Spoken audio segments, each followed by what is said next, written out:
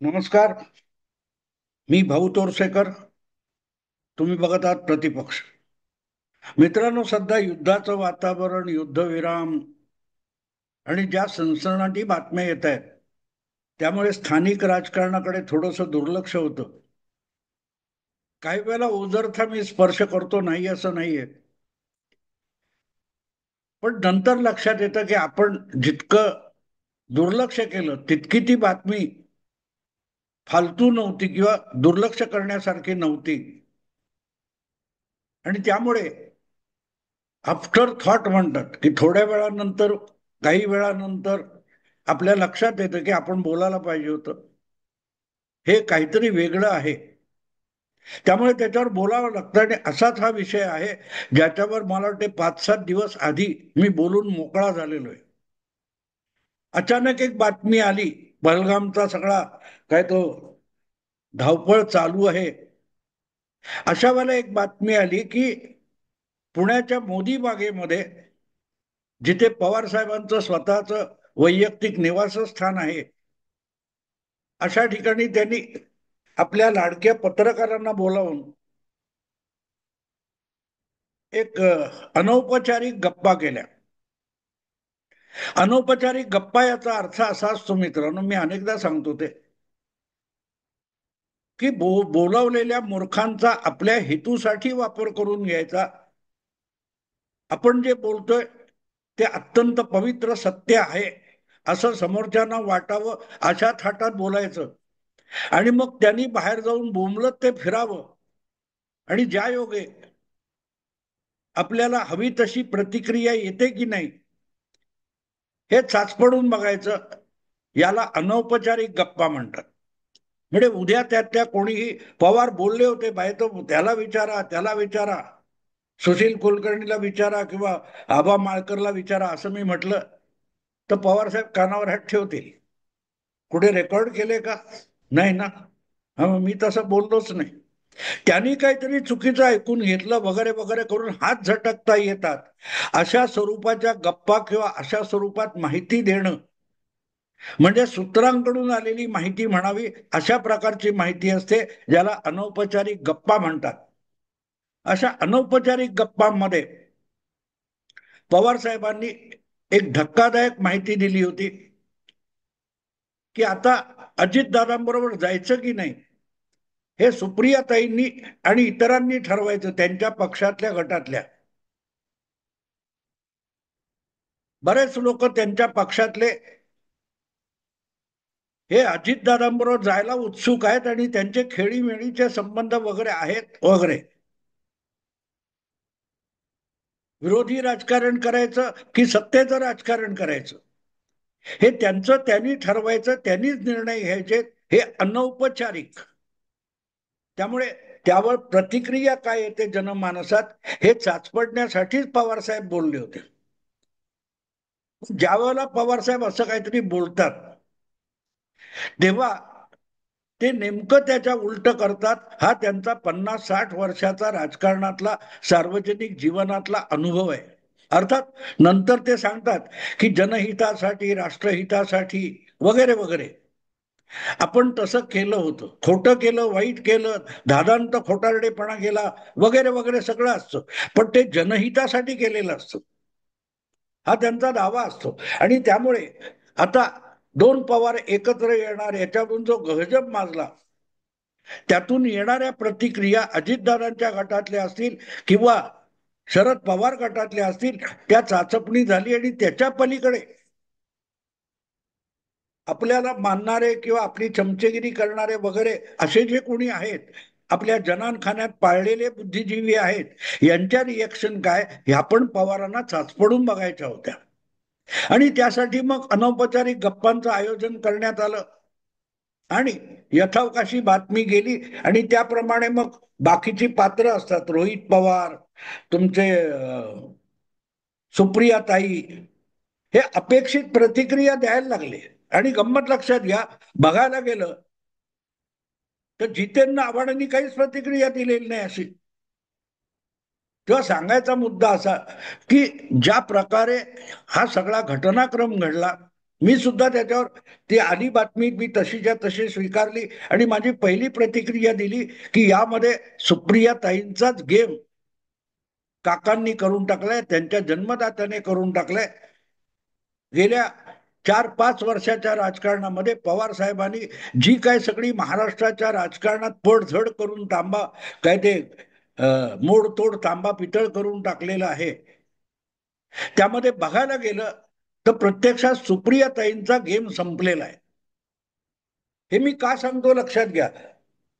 इकडे जसे सुप्रियाताई आहे तसं ती द्रमुकमध्ये तिचं नाव विसरलं, स्टॅलिनच्या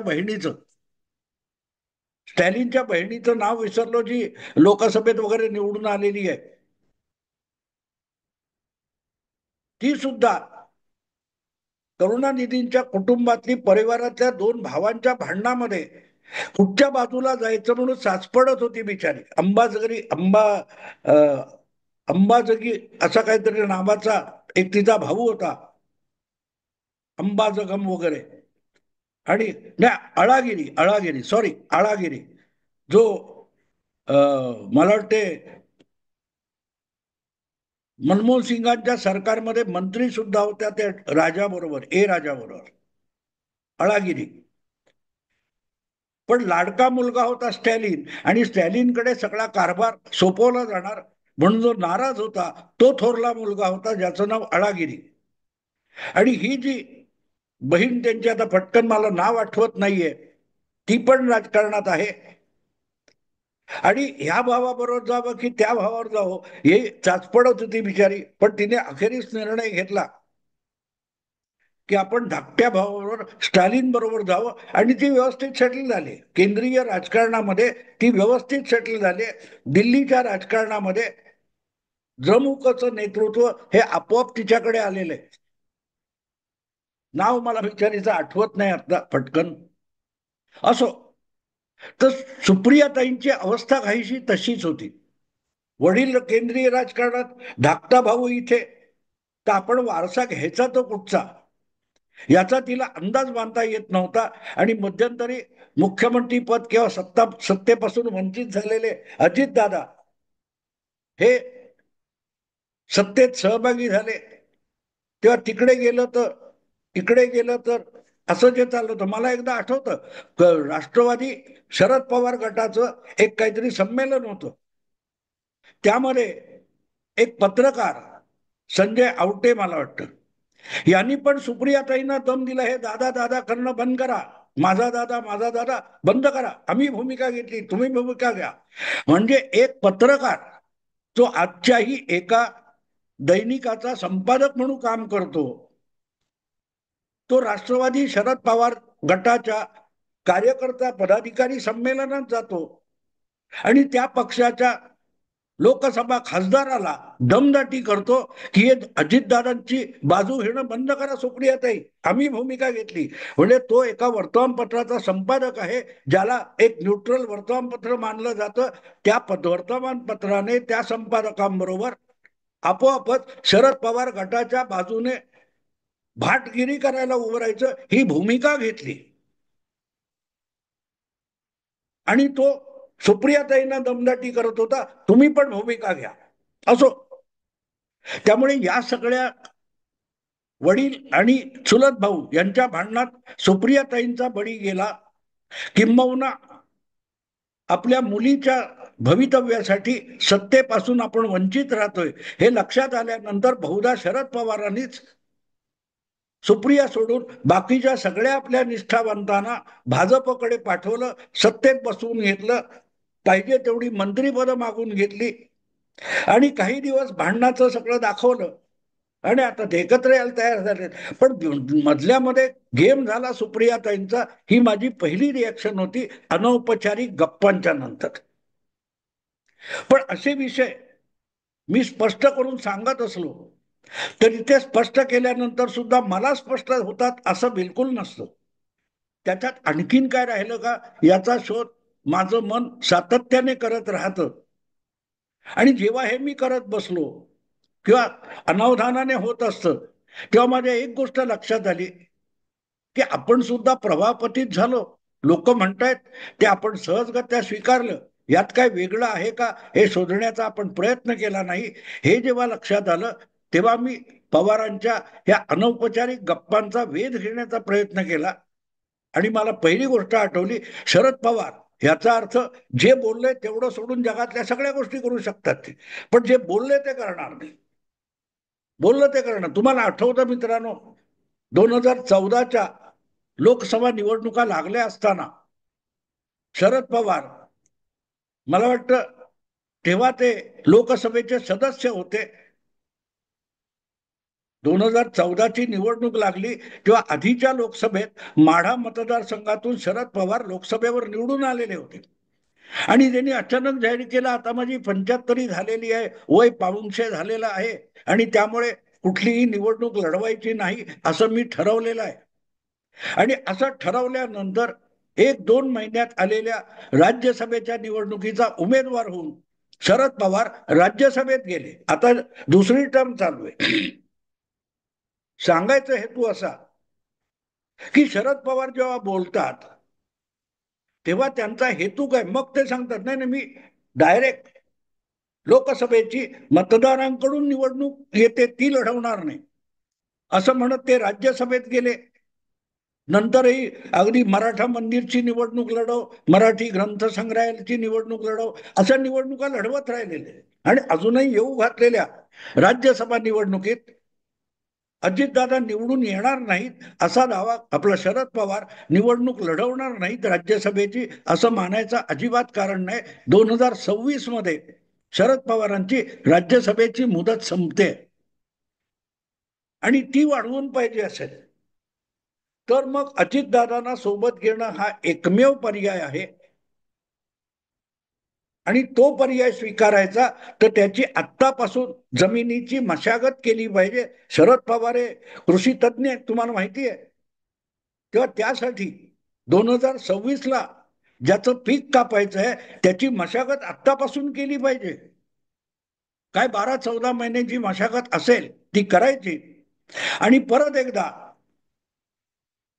काकांनी उभं राहायचं आणि पुतण्यांनी पाठिंबा द्यायचा. असंही काका राज्यसभेत जाऊ शकतात.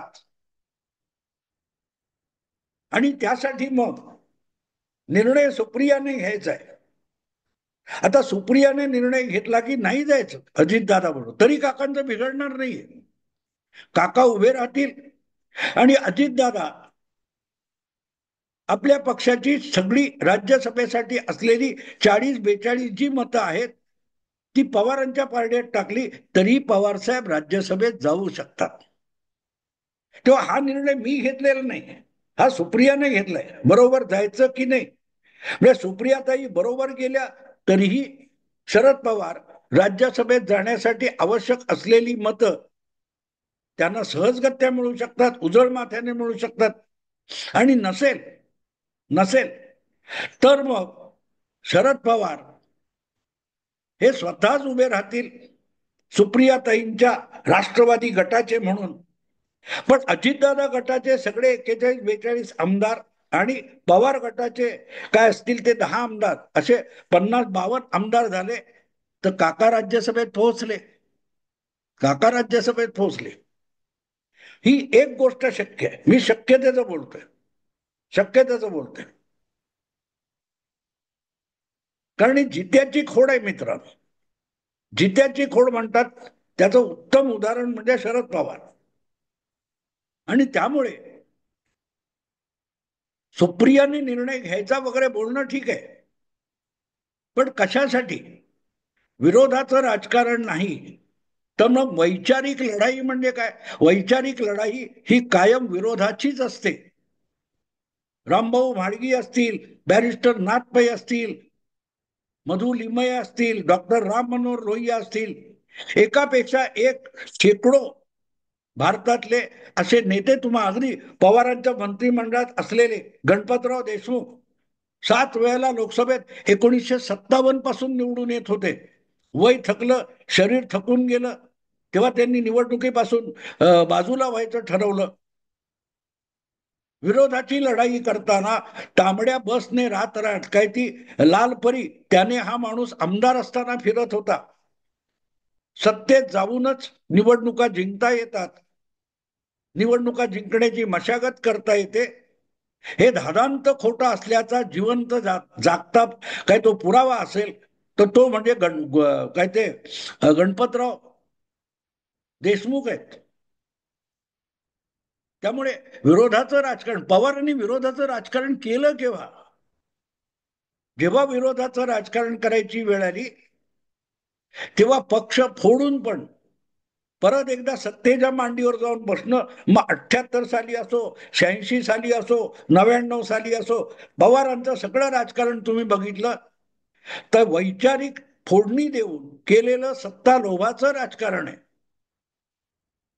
त्यामुळे सत्तेबाहेर किती वेळ बसायचं हे कदाचित सुप्रियाताईंना नवीन असेल, पवारांना नाही, पवारांना नाही. आणि म्हणून प्रामाणिकपणे अजितदादांनी सत्तेशिवाय विकास होऊ शकत नाही म्हणून सगळी वैचारिकता गुंडाळून ठेवली आणि भाजप आणि महायुतीबरोबर गेले. पवार जातील का हा जो अनेकांना प्रश्न पडतो, पवारांची वैचारिकता हा शुद्ध भंपकपणा आहे, शुद्ध भंपकपणा. आणि त्या भंपकपणालाच वैचारिकतेचा ऊत आणत बसायचं, यासाठी तर त्यांनी पत्रकारांचा जननखाना तयार केलं. पण एवढ्यावरच मी थांबत नाही. नुसतंच आपण निवडून येण्यापुरते क्षुल्लक विचार शरद पवारांच्या मनात येत नाही. त्यांना माहिती आहे त्यांनी गळ घातली तर नरेंद्र मोदींसारखा माणूस अगदी भाजपच्या कोट्यातून सुद्धा शरद पवारांना राज्यसभेवर निवडून आणण्याची शक्यता नक्की आहे. त्यामुळे राज्यसभेत आपल्याला यायचे म्हणून चुलत भावंडांनी एकत्र यावं, असा काय फार मोठा डाव शरद पवार खेळतील अशी बिलकुल शक्यता नाही. ही एक किरकोळ शक्यता आहे. आणि म्हणूनच मग पुढचा महत्वाचा प्रश्न येतो की जर राज्यसभेवर डोळा सावून शरद पवार असं काय करत नसतील तर मग त्यांच्या डोक्यामध्ये काहीतरी भयंकर, काहीतरी भयंकर असा विचार चालू असेल. महाराष्ट्राच्या राजकारणात त्यांनी जो विस्फोट घडवून आणला 5-6 वर्षापूर्वी, त्यानंतर हळूहळू करत महाराष्ट्राचं राजकारण स्थिरस्थावर झालेलं आहे. महाराष्ट्राला हवं असलेलं एक स्थिर सरकार मिळालेलं आहे. मतदाराने स्थिर सरकार देऊ शकतील अशा पक्षांना आणि त्यांच्या युतीला सत्तेत आणून बसवलेलं आहे. आणि सगळं काही स्मूथ होणं असेल 4-5 वर्ष, मग शरद पवारांचा उपयोग काय? सगळं विस्कटून टाकलं नाही. ती लहान मुलं असतात ना की ताईने आईने रांगोळ्या काढल्या की त्या विस्कटून टाकायच्या. कुठेतरी धान्य निवडून ठेवलेलं आहे ते उपडी करायचं, कुठच्या भांड्यातलं पाणी उपडी करायचं, अशी जी मुलं असतात ती मुलं सगळी म्हणजे शरद पवार असतात. त्या प्रवृत्तीला शरद पवार म्हणतात. सगळं काही सुटसुटीत व्यवस्थित आहे, ते विस्कटून टाकायचं, उचकटून टाकायचं म्हणजे शरद पवारांची गुगली असते. शरद पवारांची गुगली याचा अर्थ तो असतो. आणि त्यामुळे माझ्या मनात शरद पवारांचं हा अलिप्तपणा किंवा शरद पवारांनी केलेली जी अनौपचारिक गप्पा त्यातून व्यक्त केलेल्या भूमिका ज्या आहेत त्या अत्यंत भीतीदायक आहेत, अत्यंत भीतीदायक आहेत. तुम्हाला आठवतं 2019 मध्ये राष्ट्रपती राजवट लागली, युतीचं सरकार बनत नाही म्हणून, तेव्हा वारंवार शरद पवार सगळ्या भेटलेल्या पत्रकारांना विचारलेल्या प्रश्नाला एकच उत्तर देत होते, जनतेने महायुतीला कौल दिलेला आहे, तेव्हा सरकार कधी बनणार हे भाजप व शिवसेना युतीला विचारा, आम्हाला जनतेने मतदाराने विरोधी पक्षात बसायला सांगितलेलं आहे. असं औपचारिक आणि अनौपचारिक शरद पवार सांगतच होते. पण प्रत्यक्षात सत्तेत बसण्याची ते तयारी करत होते आणि बसले. 2.5 वर्ष बसले. महाविकास आघाडी नावाचं जे काय अजब जनावर त्यांनी तयार केलं ते मतदाराने विधानसभेच्या निवडणुकीत बळी देऊन टाकलं नसतं तर अजून त्या जनावराने काय काय धुडगूळ घातला असता ते सांगता येत नाही. पण मुद्दा असा आहे आजच्या घडीला की ज्या अनौपचारिक गप्पांमध्ये सत्तेत जायचं की नाही, विरोधाचं राजकारण करायचं की नाही, हे आता सुप्रियाताईंनी ठरवायचं, मी त्या सगळ्यापासून दूर आहे असं जेव्हा शरद पवार म्हणतात तेव्हा ते त्या विषयाच्या सगळ्यात अधिक जवळ असू शकतात. आणि म्हणून सुप्रियाताई किंवा रोहित पवार सुद्धा त्या अनौपचारिक गप्पांनंतर गडबडून गेलेले. आणि अजितदादा तर असं आतापर्यंत दूध काय पाणी पण फुंकून प्यालेत.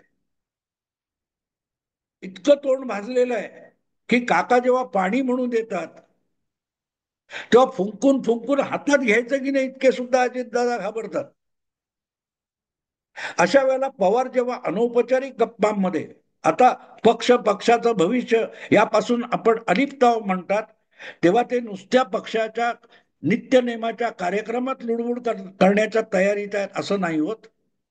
तर एकूण महाराष्ट्राच्या आणि इतर सगळ्या पक्षांच्या सुखनैव चाललेल्या राजकारणात काय विचका करता येईल याचं एक नवीन षडयंत्र तयार करत असण्याची दाट शक्यता आहे.